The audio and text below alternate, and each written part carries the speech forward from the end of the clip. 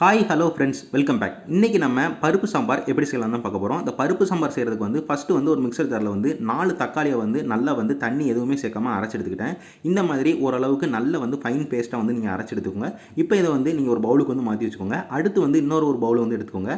அதில் நம்ம புளியை கரைச்சி ஊற வச்சிடலாம். புளியை கரைக்கிறதுக்கு நான் 20 கிராம் புளி எடுத்துக்கிட்டேன். இது சைஸில் பார்த்துக்கிட்டிங்கன்னா ஒரு சின்ன நெல்லிக்காய் சைஸ் இருக்கும். இதை ஊற வைக்கிறதுக்கு ஒரு 250 கிராம் தண்ணியில் இதை ஊற வச்சுக்கோங்க. ஊற வைக்கும் போது இப்படியே விட்டுறாதீங்க. அதை நல்லா புளிஞ்சு விடுங்க. அப்படி புளிஞ்சு விட்டால் தான் இது ஊறும் போது அந்த தண்ணியில் இந்த புளியெல்லாம் நல்லா இறங்கும். நல்லா புளிஞ்சு முடிச்சக்கப்புறமா இதை ஒரு 10 நிமிஷத்துக்கு நீங்கள் அப்படியே விட்டுருங்க. அதுக்கடுத்த ஸ்டெப்புக்கு நம்ம போயிடலாம். அதுக்கு ஃபஸ்ட்டு ஒரு குக்கர் எடுத்து வச்சுக்கோங்க. நம்ம பருப்பு சாம்பார் தான் செய்ய போகிறோம். அதுக்கு நமக்கு பருப்பு முதல்ல நம்ம நல்லா அவிச்செடுக்கணும். அதுக்கு ஒரு குக்கரில் ஒரு 400 கிராம் தண்ணி ஊற்றிக்கோங்க. 400 கிராம் தண்ணியில் நம்ம 100 கிராம் பருப்பை நம்ம வேக வைக்க போகிறோம். பருப்பு தோரம் பருப்பு எடுத்துக்கோங்க. இப்போ நான் 100 கிராம் தோரம் பருப்பு ஒரு 400 கிராம் தண்ணியில் மூடி போட்டு ஒரு 5 விசிலுக்கு நான் விட போகிறேன். நம்ம தோரம் பருப்பு தண்ணி நம்ம எவ்வளோ சேர்க்கலாம்னா அது கிட்டத்தட்ட ஒரு 1/2 லிட்டர் வரைக்கும் நீங்கள் சேர்க்கலாம். அது நீங்கள் யூஸ் பண்ணுற குக்கரை பொறுத்து தான். குக்கர் ஓரளவுக்கு பெரிய குக்கராக இருந்ததுன்னா நீங்கள் 1/2 லிட்டர் வரைக்கும் ஊற்றலாம். நீங்கள் சின்ன சைஸ் குக்கர், அதாவது வெறும் 2 லிட்டர் குக்கரில் நீங்கள் பருப்பு வேக வைக்கிங்கன்னா நீங்கள் கிட்டத்தட்ட ஒரு 250 கிராம்லேருந்து 300 கிராம் தண்ணி சேர்த்தாலே போதும். இது எதுக்கு சொல்கிறேன்னா, உங்களுக்கு குக்கரில் பருப்பு வேக வைக்கிறவங்களுக்கு தெரியும். ரொம்ப குக்கரில் தண்ணி ஊற்றி பருப்பு வேக வச்சிங்கன்னா அந்த தண்ணி எல்லாம் வெளியே வர ஆரம்பிக்கும். அது குக்கரையே ஒரு மாதிரி அசிங்கப்படுத்திடும். அதனால் நீங்கள் சின்ன சைஸ் குக்கராக இருந்ததுன்னா ஒரு 250 கிராம்லேருந்து 300 கிராம் தண்ணி ஊற்றினா போதும். பெரிய சைஸ் குக்கரில் அதாவது 5 லிட்டர் குக்கரில் தான் நீங்கள் வேக வைக்கிறீங்கன்னா நீங்கள் ஒரு 1/2 லிட்டர் வரைக்கும் தண்ணி ஊற்றி 100 கிராம் பருப்பு ஒரு 5 விசில் விட்டாலே போதும். நல்லா இந்த வீடியோவில் கட்டுற மாதிரி நல்லா வெந்துடும். பருப்பு நம்மளுக்கு வெந்துருச்சு. ஆனால் அது கொஞ்சம் திட்டு திட்டாக இருக்குது. அதை நம்ம நல்லா கடைஞ்சி எடுக்கணும். பருப்பும் தண்ணியும் நல்லா கலக்கிற மாதிரி நல்லா நம்ம கடைஞ்சி எடுக்கணும். அதுக்கு இந்த மாதிரி மேஷரை வச்சு நல்லா பருப்பு நல்லா தண்ணியோட தண்ணியை நல்லா கடைஞ்சி எடுத்துக்கோங்க. பருப்பு எதுவுமே திட்டு திட்டாக இல்லாமல் இந்த மாதிரி தண்ணியோட தண்ணியை நல்லா கலக்கிற மாதிரி நல்லா கடைஞ்சி எடுத்துட்டு இதை ஒரு பவுலுக்கு மாற்றி வச்சுக்கோங்க. இதை நம்ம கடைசியாக பயன்படுத்திக்கலாம். பருப்பு தண்ணி ரெடி பண்ணக்கப்புறமா நம்ம ரசப்பொடி ரெடி பண்ணிடலாம். அதுக்கு கடாயை வச்சு ஸ்டவ்வை லோ ஃப்ளேமில் வச்சுட்டு மல்லி 3 டீஸ்பூன் சேர்த்துக்கோங்க. சீரகம் 1.5 டீஸ்பூன் சேர்த்துக்கோங்க. மிளகு 1 டீஸ்பூன் சேர்த்துக்கோங்க. தோரம்பருப்பு 1 டீஸ்பூன் சேர்த்துக்கோங்க. காஞ்ச மிளகா ஒரு 5 காஞ்ச மிளகா சேர்த்துக்கோங்க. இது எல்லாத்தையுமே சேர்த்து ஸ்டவ்வை ஓரளவுக்கு லோ மீடியம் ஃப்ளேமில் வச்சு நல்லா இதை வறுத்தெடுங்க. இதிலிருந்து நல்ல வாசனை வர வரைக்கும் நம்ம வறுத்தெடுக்கணும். அப்போ தான் நம்மளுக்கு இந்த ரசப்பொடி நல்ல டேஸ்ட்டாக நம்மளுக்கு கிடைக்கும். அதனால் இது ஸ்டவ் அளவுக்கு லோ மீடியம் ஃப்ளேமில் வச்சு நல்லா வறுத்தெடுத்துக்கோங்க. வறுத்தெடுத்து முடிச்சக்கப்புறமா ஸ்டவ்வை ஆஃப் பண்ணிட்டு நீங்கள் பெருங்காயப்பொடி 1 டீஸ்பூன் சேர்த்து நல்லா இந்த வறுத்ததோட நல்லா மிக்ஸ் பண்ணி விட்டுட்டு நீங்கள் உடனே இதை ரூம் டெம்பரேச்சரில் ஆறுறதுக்கு விட்டுருங்க. ஆறுனக்கப்புறமா இதை மிக்சர் ஜாரில் நம்ம அரைச்சி எடுத்துக்கலாம். ஒரு 5 நிமிஷத்துலேருந்து ஒரு 10 நிமிஷம் கழித்து நம்மளுக்கு இந்த வறுத்த நம்மளுக்கு ஸ்பைசஸ் எல்லாமே நல்லா ஆறிடும். ஆறுனக்கப்புறமா இதை நம்ம மிக்சர் ஜாரில் போட்டு நல்லா அரைச்சி எடுத்துக்கலாம். தண்ணி எதுவுமே சேர்க்காமல் நல்ல ஒரு ஃபைன் பவுடரை அரைச்சி எடுத்துக்கோங்க. நீங்கள் உடனே முதல்ல அரைச்ச உடனே உங்களுக்கு நல்லா வந்துடாது. ஏன்னா மல்லிலாம் சேர்த்துருக்கனால அரை சரியாக படாது. ஒரு 3-4 தடவை நீங்கள் நல்லா அரைச்சா தான் உங்களுக்கு திட்டு திட்டாக இல்லாமல் வரும். முக்கியமாக நம்மளுக்கு மசாலா திட்டு திட்டாக இருக்கக்கூடாது. நல்லா இந்த மாதிரி ஃபைன் பவுடராக அரைச்சி எடுத்துக்கோங்க. இப்போ இதை ஒரு பவுலுக்கு மாற்றி வச்சுக்கோங்க. இப்போ நம்ம ரசம் செய்ய ஆரம்பிச்சிடலாம். அதுக்கு ஒரு கடாய் எடுத்து வச்சுக்கோங்க. அதில் நம்ம முதல்லையே தக்காளியை நல்லா அரைச்சி எடுத்துருந்தோம். அதை சேர்த்துக்கோங்க. அதுக்கப்புறமா நம்ம ஊற வச்ச புளியை நல்லா வடிகட்டி எடுத்துக்கிட்டோம். அதையும் நீங்கள் சேர்த்துக்கோங்க. அது கூடவே 2 பச்சை மிளகா 2ஆக கீறி சேர்த்துருக்கேன். அதையும் காரத்துக்காண்டி சேர்த்துக்கோங்க.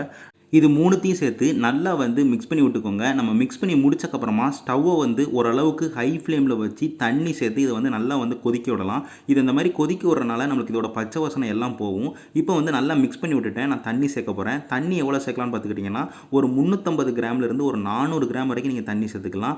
அவ்வளோ தண்ணி சேர்த்து ஸ்டவ்வை ஓரளவுக்கு ஹை ஃப்ளேமில் வச்சு ஒரு 10 நிமிஷத்துக்கு இதை நல்லா கொதிக்க விடுங்க. இதை 10 நிமிஷத்துக்கு நீங்கள் நல்லா கொதிக்க விட்டால் தான் தக்காளியோட அந்த ரா ஸ்மெல் நம்மளுக்கு போகும். பச்சை வாசனை போகும். அதனால் அது ஸ்டவ்வை ஓரளவுக்கு ஹை ஃப்ளேமில் வச்சு 10 நிமிஷத்துக்கு நல்லா கொதிக்க விட்டுக்கோங்க. 10 நிமிஷம் கழித்து ஸ்டவ்வை லோ ஃப்ளேமுக்கு மாற்றிக்கோங்க. நம்மளுக்கு ஒரு 10 நிமிஷம் கழித்து நல்லா ஓரளவுக்கு தண்ணி வற்றி நம்மளுக்கு தக்காளியோட பச்சை வாசனை நம்மளுக்கு நல்லா போயிடும். அந்த மாதிரி பச்சை வாசனை போனக்கப்புறம் தான் நம்ம பருப்பு சேர்க்கணும். நம்ம அதுக்கு முன்னக்கூட்டியே பருப்பு சேர்த்தோம்னா நம்மளுக்கு அந்த பச்சை வாசனை போகாது. பருப்போடு கலந்துட்டு அது டேஸ்ட்டே மாற்றி விட்டுரும். அதனால் பச்சை வாசனை 10 நிமிஷம் கழித்து போனக்கப்புறமா நம்ம கடைஞ்சி வச்ச பருப்பு நம்ம சேர்த்துக்கலாம். பருப்பு தண்ணியை நான் சேர்த்துட்டேன். இப்போ 10 நிமிஷம் கழிச்சு இப்போ பருப்பு தண்ணி நான் எதுக்காண்டி இவ்வளோ தண்ணி ஊற்றி பருப்பை வேக வச்சேன்னு நான் சொல்லிடுறேன். பருப்பு தண்ணியை நான் எதுக்காண்டி இவ்வளோ தண்ணி ஊற்றி வேக வச்சேன்னா நம்ம பருப்பை கட்டியாக வெறும் 200 கிராம் தண்ணியிலேயே வேக வச்சிடலாம். அது நம்மளுக்கு நல்ல கட்டியாக பருப்பு பருப்பு வந்து நம்மளுக்கு கிடச்சிருக்கும். அப்படி நம்ம பருப்பை வந்து சேர்த்துருந்தோம்னா பருப்போட குணமே பார்த்துக்கிட்டிங்கன்னா அது வந்து சேர்த்த உடனே எந்த ஒரு தண்ணியாக இருந்தாலும் சரி, கிரேவியாக இருந்தாலும் சரி, அதை வந்து இறுக்கிரும் நல்லா. அதனால நம்ம பருப்பு தண்ணியாக நம்ம சேர்த்தோம்னா எக்ஸ்ட்ரா தண்ணி சேர்த்து அந்த டேஸ்ட்டை வந்து நம்ம மாற்ற தேவையே இல்லை.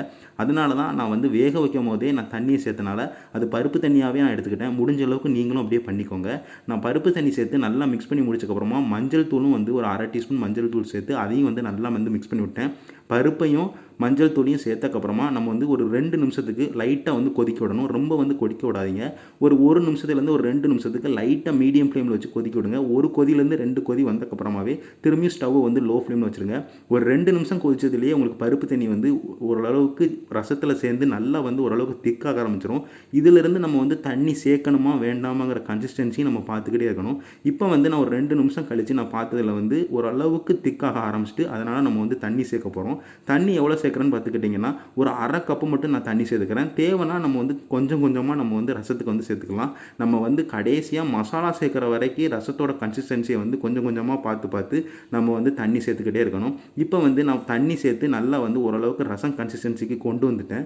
நான் வந்து 1/2 கப்பு தான் எக்ஸ்ட்ராவாக சேர்த்துருக்கேன். அதுக்கு மேலே சேர்க்கலை.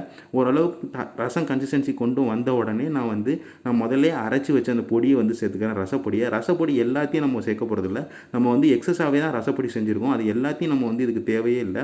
நம்ம வந்து ஒரு 2.5 டீஸ்பூன் மட்டும் ரசப்பொடி சேர்த்தா போதும். மீதியை வந்து ஸ்டோர் பண்ணி வச்சுக்கோங்க. அடுத்த தடவை செய்யும் போது நம்ம அதை வந்து பயன்படுத்திக்கலாம். ஒரு 2.5 டீஸ்பூனுக்கு மேலே நீங்கள் சேர்த்துக்கிட்டிங்கன்னா உங்களுக்கு காரம் ஆயிரும். அதனால் ஒரு 2.5 டீஸ்பூன் மட்டும் நீங்கள் வந்து ரசப்பொடி சேர்த்துட்டு நல்லா வந்து மிக்ஸ் பண்ணி விட்டுக்கோங்க. மிக்ஸ் பண்ணி முடிச்சக்கப்புறமா நம்ம உப்பு வந்து சேர்த்துடலாம். உப்பு வந்து 1 டீஸ்பூன் உப்பு வந்து நான் சேர்த்துக்கிட்டேன். முதல்ல வந்து 1 டீஸ்பூன் உப்பு வந்து போதும். அதை சேர்த்து நல்லா வந்து நம்ம மிக்ஸ் பண்ணி விட்டுட்டு உப்பு பத்தலைன்னா நம்ம வந்து சேர்த்துக்கலாம். இப்போ வந்து உப்போட கன்சிஸ்டன்சி கரெக்டாக இருக்கான்னு பார்க்குறதுக்காண்டி நான் செக் பண்ணுறேன். அப்படி செக் பண்ணும்போது நம்மளுக்கு வந்து உப்பு வந்து கொஞ்சம் கம்மியாக இருந்தது. அதனால் நான் அடுத்து வந்து கூட வந்து ஒரு 1/2 டீஸ்பூன் வந்து உப்பு சேர்த்துக்கிட்டேன். மொத்தமாக வந்து 1.5 டீஸ்பூன் வந்து உப்பு சேர்த்துருக்கேன். 1.5 டீஸ்பூன் உப்பு சேர்த்து நல்லா வந்து மிக்ஸ் பண்ணி விட்டுக்கோங்க. மிக்ஸ் பண்ணி முடிச்சக்கப்புறமா நான் திரும்ப வந்து செக் பண்ணும்போது எனக்கு உப்போட கன்சிஸ்டன்சி வந்து கரெக்டாக இருந்தது. அதனால் நீங்களும் வந்து 1.5 டீஸ்பூன் உப்பு சேர்த்துக்கிட்டிங்கன்னா உங்களுக்கு வந்து கரெக்டாக இருக்கணும். இந்த ப்ராசஸ் எல்லாமே பண்ணிகிட்டு இருக்கும்போது நீங்கள் வந்து ஸ்டவ்வை வந்து லோ ஃப்ளேமில் தான் வச்சுருக்கணும். இப்போ வந்து கூட வந்து ஒரு 1/2 டீஸ்பூன் வந்து தண்ணி சேர்த்துக்கிறேன். ஏன்னா கொஞ்சம் நேரம் ஆக அந்த பருப்பு வந்து அந்த ரசத்தோடு சேர அது வந்து இறுக ஆரம்பிக்கும். நம்ம ரசத்தோட கன்சிஸ்டன்சி வந்து தண்ணியாக தான் இருக்கணும். அதனால் நம்ம வந்து கூட வந்து ஒரு 1/2 கப்பு வந்து தண்ணி சேர்த்துக்கிட்டோம். தண்ணி சேர்த்துக்கப்புறமா கரெக்டாகிடுச்சு. இப்போ நம்மளுக்கு வந்து நம்ம சேர்க்குறது எல்லாமே சேர்த்துட்டோம். தண்ணியும் நம்ம சேர்த்துட்டோம். இதுக்கு மேலே நம்ம தண்ணியும் சேர்க்க போகிறதில்ல. எந்த ஒரு பொடியும் உப்புமே சேர்க்க போகிறதில்ல. இப்போ நம்மளுக்கு ஓவராலாக ரசம் வந்து முடிஞ்சிருச்சு. இந்த நேரத்தில் வந்து நீங்கள் பார்த்துருந்தா தெரியும், நான் மண்டவளம் வந்து சேர்த்துருப்பேன். மண்டவளம் வந்து ஒரு 10 கிராம் மட்டும் சேர்த்துக்கோங்க. சேர்த்ததே தெரியக்கூடாது. அந்த மாதிரி நீங்கள் வந்து சேர்த்துக்கோங்க. அது வந்து உங்களுக்கு நல்ல ஒரு டேஸ்ட் வந்து ரசத்துக்கு வந்து கண்டிப்பாக கொடுக்கும். மண்டவளத்தை சேர்த்து நல்லா வந்து மிக்ஸ் பண்ணி விட்டுட்டு ஸ்டவ்வை வந்து லோ ஃப்ளேமில் வச்சு ஒரே ஒரு கொதி மட்டும் விடுங்க. ஒரே ஒரு கொதியை நீங்கள் விட்டுட்டாலே போதும். உங்களுக்கு ரசம் வந்து ரொம்ப சூப்பராக வந்து ரெடி ஆயிடும். இப்போ வந்து ஒரு கொதி விட்டு நான் ரசத்தை வந்து ஓரளவுக்கு ரெடி பண்ணிட்டேன். ஆனால் நம்ம வந்து ரசத்துக்கு வந்து தாளிப்பு இன்னும் பண்ணலை. அதனால் ஒரு தாளிப்பு சட்டியை எடுத்து வச்சு அதில் வந்து 1 டீஸ்பூன் வந்து நெய் வந்து சேர்த்துக்கோங்க. நெய் தான் வந்து சேர்க்கணும். நெய் கண்டிப்பாக சேருங்க. எண்ணெய் எதுவுமே சேர்க்காதீங்க. நெய் சேர்த்தா தான் நல்ல டேஸ்ட்டாக இருக்கும். அதனால் முடிஞ்ச அளவுக்கு நெய் வந்து சேர்த்துக்கோங்க. நெய் சேர்த்து நெய் நல்லா சூடானதுக்கப்புறமா கடுகு வந்து ஒரு 1/2 டீஸ்பூன் வந்து சேர்த்துக்கோங்க. கருவேப்பிலை இலை வந்து ஒரு 20 கருவேப்பிலை இலை வந்து சேர்த்துக்கோங்க. சீரகம் வந்து ஒரு 1/4 டீஸ்பூன் சீரகம் வந்து சேர்த்துக்கோங்க. இது எல்லாத்தையும் சேர்த்து ஒரு 10 செகண்ட் மட்டும் நல்லா வந்து தாளிப்பு பண்ணுங்கள். நல்லா வந்து வதக்கிட்டு அதுக்கப்புறமா நீங்கள் டக்குன்னு அதை ரசத்தில் ஊற்றுறதுக்கு முன்னாடி ஒரு 1/4 டீஸ்பூன் மட்டும் நீங்கள் வந்து பெருங்காய பொடி போட்டு அதை வந்து ரசத்தில் வந்து மிக்ஸ் பண்ணிக்கோங்க. இப்போ வந்து நான் திரும்பி அதை வந்து ரசத்தில் வந்து இந்த தாளிப்பு வந்து நான் சேர்த்துக்கிறேன். தாளிப்பை சேர்த்து நல்லா வந்து மிக்ஸ் பண்ணி விட்டுக்கோங்க. ஸ்டவ் வந்து லோ ஃப்ளேம்லேயே தான் இருக்கணும். தாளிப்பு சேர்த்து நல்லா வந்து மிக்ஸ் பண்ணி முடிச்சாச்சு. இப்போ முக்கால்வாசி நம்மளுக்கு ரசம் வந்து ரெடி ஆயிடுச்சு. அந்த கால்வாசி இன்னும் ரசம் என்னன்னு பார்த்துக்கிட்டிங்கன்னா நம்ம வந்து கொத்தமல்லி இன்னும் சேர்க்கலை. கடைசியாக தான் நம்ம வந்து கொத்தமல்லி சேர்க்கணும். முடிஞ்ச அளவுக்கு நிறைய வந்து கொத்தமல்லி இலை சேர்த்துக்கோங்க. கொத்தமல்லி இலை நல்ல வாசனை வந்து உங்களுக்கு ரசத்துக்கு வந்து கொடுக்கும். நல்லா வந்து கொத்தமல்லி இலையை சின்ன சின்ன துண்டுகளாக வெட்டி அதை வந்து ரசத்தில் சேர்த்து நல்லா வந்து மிக்ஸ் பண்ணி விட்டுட்டு உடனே நீங்கள் ஸ்டவ்வை வந்து ஆஃப் பண்ணிடுங்க. ரொம்ப நேரம் கொதிக்க விட்டுக்கிட்டே இருக்காதீங்க. நான் முதலே சொன்ன மாதிரி நம்ம பருப்பு ரசம் செஞ்சுருக்கோம். பருப்போட குணமே பார்த்துக்கிட்டிங்கன்னா அது வந்து திக்னஸ் வந்து ஆக்கும். அதனால் நீங்கள் வந்து உடனே ஸ்டவ்வை வந்து ஆஃப் பண்ணிடுங்க. இப்போ நீங்கள் பார்த்தாலே தெரியும், நான் கரண்டியில் எடுத்து ஊற்றும் போது இந்த கன்சிஸ்டன்சியில் இருந்துன்னா ரசம் வந்து ரொம்பவே டேஸ்ட்டாகவும் நல்ல ஒரு கன்சிஸ்டன்சிலையும் இருக்கும். கண்டிப்பாக அந்த ரசத்தை வந்து செஞ்சு பாருங்கள். ரொம்ப சூப்பராக இருக்கும். நான் இதே மாதிரி வேறு ஒரு நல்ல ரெசிபியோட உங்கள் எல்லாரையும் வந்து பார்க்குறேன். நன்றி.